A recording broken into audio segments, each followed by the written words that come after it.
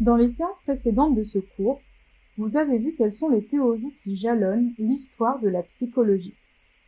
Je vous propose maintenant de porter un point de vue épistémologique et philosophique sur la constitution de la psychologie en tant que science. En fait, nous allons nous demander comment il est possible qu'une discipline qui s'intéresse à un objet aussi subjectif et qui semble aussi impalpable que l'esprit soit une discipline scientifique. Je vous propose pour commencer ce cours de regarder une vidéo.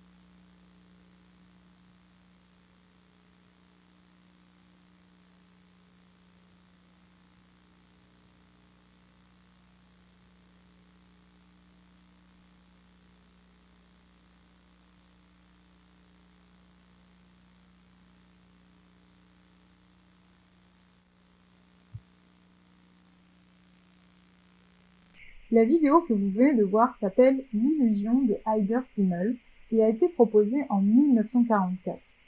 Dans cette vidéo, vous voyez des formes géométriques bouger. Vous avez sans doute perçu, derrière les mouvements de ces formes géométriques, un certain nombre d'actions. Vous avez peut-être imaginé qu'il y avait un des triangles qui était plus méchant que l'autre. Vous avez peut-être perçu que le rond essayait de s'échapper. Vous avez aussi peut-être perçu que le grand triangle attaquait par certains moments le petit triangle et le petit rond qui s'alliaient contre le grand triangle. En fait, si vous avez perçu tout ça en regardant cette vidéo, vous avez prêté des intentions à ces objets. Et ce n'est pas trivial, parce que ces objets, a priori, pourraient être des objets qui ne sont pas animés, au sens où ils ne sont pas doués d'intention, doués d'un esprit. On pourrait tout à fait imaginer que c'est le vent, par exemple, qui les pousse. Pourquoi avons-nous tendance, quand on a regardé ce petit dessin animé, à prêter des buts, des intentions, et parfois même des traits de caractère à ces objets, alors même qu'ils ne ressemblent en aucun cas ni à des humains, ni même à des animaux? La réponse, selon le philosophe Brentano, c'est que nous avons spontanément tendance à attribuer une grille de signes du mental quand nous regardons des états de fait. Et pour lui, un des principaux signes du mental que vous avez peut-être reconnu en regardant cette vidéo, c'est l'intentionnalité.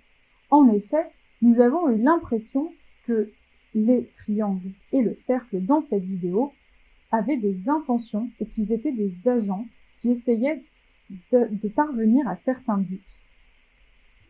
En fait, on a spontanément tendance à attribuer des intentions à des objets animés et donc à leur attribuer un esprit ou du moins une certaine facette de l'esprit. C'est ce qu'on appelle la théorie de l'esprit. C'est en fait attribuer des intentions aux autres. Et c'est sur cette compétence et cette intuition très fondamentale que repose par exemple la possibilité de comprendre des dessins animés, comme je viens de vous le montrer, qui ne mettent pas en scène des êtres humains et qui permettent néanmoins d'en tirer une histoire selon une trame narrative. Un héros, par exemple, des buts, des adjuvants, des opposants, des péripéties, etc. Toute histoire est construite à partir de cette intuition de la théorie de l'esprit qui est attribuée des intentions. En fait, ces intuitions sur l'intentionnalité que nous avons sont extrêmement précoces. Des chercheurs ont montré qu'à partir de 3 mois, les enfants sont capables d'attribuer des intentions à des agents. Et comment est-ce qu'ils s'y sont pris pour montrer ça?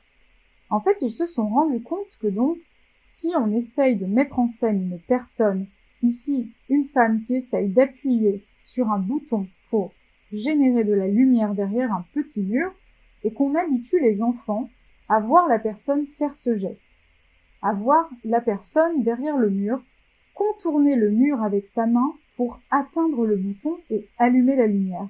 On fait ceci plusieurs fois, et ensuite on demande aux enfants, ou plutôt on regarde, en fonction du temps de regard, quelle est en fait la situation qu'ils préfèrent et quelle est la situation qui les surprend le plus. Et on voit que, après avoir habitué les enfants à un certain nombre de gestes pour atteindre le bouton lumineux derrière le mur, et qu'on présente ensuite une scène où la personne n'a plus l'obstacle du mur à franchir et qu'elle tend directement la main, c'est-à-dire qu'elle fait un geste efficace pour appuyer sur le bouton, ou bien qu'elle continue à faire exactement le même geste qu'avant, mais qu'elle contourne un obstacle qui n'existe plus, c'est donc un geste inefficace. En fait, les enfants de 3 mois sont extrêmement surpris, et même significativement plus surpris, par le geste inefficace.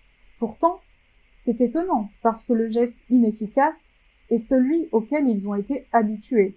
Mais les enfants trouvent plus logique le geste efficace, c'est-à-dire le geste qui tient compte de l'intention de l'agent d'allumer la lumière et de le faire de la manière la plus optimale possible. Notre manière de hiérarchiser le vivant utilise ces catégories fondamentales de prêter un esprit à des créatures animées et notamment de prêter des intentions. Tout ceci est fondamental pour des questions éthiques, comme par exemple comprendre correctement quelles créatures peuvent ressentir de la douleur, lesquelles peuvent ressentir des émotions, à l'image des humains. Et cela permet donc, par exemple, d'informer des controverses sociales, comme les tests médicaux, le véganisme, et on peut en concevoir bien d'autres. Reconnaître et mesurer l'esprit, c'est l'objet de la psychologie. La psychologie est en effet une science qui décrit le fonctionnement de l'esprit. Mais finalement, qu'est-ce que l'esprit? C'est un ensemble de processus mentaux. Ça peut être des processus de bas niveau, c'est-à-dire des sensations, la perception, le fait de voir des couleurs, des formes, du mouvement. Ça peut être également l'attention, le fait de découper l'entourage et l'environnement dans des zones sur lesquelles on se focalise. Et puis ça peut être plus haut niveau, c'est-à-dire des fonctions plus sophistiquées, comme par exemple le fait de raisonner, le fait de croire, le fait d'avoir envie d'atteindre un certain but, le langage, les émotions, la mémoire. La question que nous allons nous poser au long de ce cours, c'est: la psychologie est-elle une science? Et si oui, pourquoi? Bon, mais d'abord, qu'est-ce que la science? La science n'a pas de définition vraiment arrêtée, mais on s'entend sur un certain nombre de critères. Et le premier de ces critères, c'est qu'une science doit étudier des phénomènes objectifs et observables. Le second critère, c'est que les phénomènes auxquels s'intéresse la science doivent être mesurés et quantifiés pour établir des règles générales. Et enfin, le troisième critère, c'est de pouvoir produire des hypothèses que l'on peut tester et que l'on peut éventuellement falsifier. C'est-à-dire que l'on fait des théories qui sont suffisamment précises pour faire certaines prédictions qui ne seront pas toujours validées. Et c'est en ça que l'on reconnaît si une hypothèse est bonne ou pas. L'objet de la psychologie, c'est l'esprit. Mais l'esprit est par nature une expérience subjective. Et comme on vient de le dire, la science doit s'occuper de choses qui sont objectives et vérifiables. Il y a en fait deux principaux obstacles qu'on peut citer à l'établissement de la psychologie comme une science. Le premier obstacle est une certaine intuition dualiste, qui est très ancienne puisqu'elle date au moins de l'Antiquité grecque, avec Platon, et qui a été thématisée par Descartes bien plus tard. Cette intuition dualiste veut que l'esprit est distinct du corps, et même plus, que l'esprit finalement n'est pas un phénomène physique. La seconde intuition est une intuition solipsiste, L'idée, c'est que mon esprit n'est pas accessible à quelqu'un d'autre que moi. Le contenu de l'esprit serait quelque chose qui n'est pas observable de manière commune. Ces deux intuitions sont de grands obstacles pour l'établissement d'une science psychologique. Comment dès lors étudier rigoureusement l'esprit ? Le premier enjeu est un enjeu ontologique, c'est-à-dire qui porte sur la nature des objets. Qu'est-ce que c'est que l'esprit et de quoi est-il fait, si ce n'est pas de quelque chose de physique ? Le deuxième enjeu est un enjeu méthodologique. Comment est-ce qu'on accède à l'esprit ? Comment est-ce qu'on le mesure ? L'épistémologie de la psychologie, elle est étroitement liée à une branche de la philosophie qui s'appelle la philosophie de l'esprit, et qui s'intéresse à des questions comme le lien entre le corps et l'esprit, et quelles sont les créatures douées d'un esprit. Nous allons commencer par parler du premier obstacle à la constitution de la psychologie comme science. Et ce tout premier obstacle est en fait un formidable défi donné par Descartes à toutes les générations futures qui voudraient essayer de faire de la psychologie une discipline scientifique. Pour Descartes, en fait, l'esprit et le corps sont parfaitement séparés. Comme vous le voyez dans cette citation, pour lui, il y a deux sphères très indépendantes à laquelle appartiennent le corps et l'esprit en particulier ne dépend d'aucune chose matérielle. En sorte que ce moi, c'est-à-dire l'âme par laquelle je suis ce que je suis, est entièrement distincte du corps, et même qu'elle est plus aisée à connaître que lui, et qu'encore qu'il ne fût point, elle ne se laisserait pas d'être tout ce qu'elle est. Donc qu'est-ce que tout cela veut dire ? Pour Descartes, commençons par définir ce que c'est qu'une substance. Eh bien, une substance, c'est exister de manière indépendante, c'est-à-dire avoir une existence propre. Par exemple, les pierres, les arbres sont des substances, tandis que les sourires et les ongles n'en sont pas. Enfin, sauf dans le cas du chat de Cheshire, dont le sourire est une substance parce qu'il existe indépendamment de lui. Or, pour Descartes, l'esprit n'est pas une substance physique, mais c'est une substance immatérielle. De cela découle ce qu'on peut appeler le dualisme cartésien. Chacun de nous est composé de deux substances distinctes, à la fois un esprit immatériel et un corps matériel. La substance matérielle est déployée dans l'espace, c'est-à-dire qu'on peut délimiter l'espace qu'elle prend, tandis que la substance immatérielle ne l'est pas, elle n'appartient pas à l'espace physique. Pour Descartes, la substance matérielle et immatérielle se rencontrent dans ce théâtre magique qu'est la glande pinéale, qui est un organe situé à l'arrière du crâne. L'esprit est bien une substance, donc elle existe indépendamment du corps. Il n'y a donc pas, selon le dualisme de Descartes, de substrat biologique ni de substrat physique au phénomène psychique. On peut donc bien étudier l'esprit, mais cela indépendamment du monde physique, et en particulier du corps et du cerveau. La méthode non scientifique est l'introspection, qui est une expérience privée et subjective. Selon Descartes, la psychologie ne peut donc pas être une science au sens des critères qu'on a énoncés plus haut. Notre connaissance à propos de nous-mêmes diffère par nature de nos connaissances à propos du monde extérieur, incluant les esprits des autres. Et cela, c'est le solipsisme. On ne peut donc pas faire de l'esprit une donnée publiquement observable et vérifiable. Par ailleurs, cela implique que nous avons un accès transparent à nos propres états mentaux et à notre conscience. Donc nous sommes les plus à même de connaître notre propre esprit, mais jamais celui des autres. Mais le dualisme pose plusieurs problèmes. Et le premier problème, c'est le problème de la sphère de réalité des esprits. Où sont les esprits ?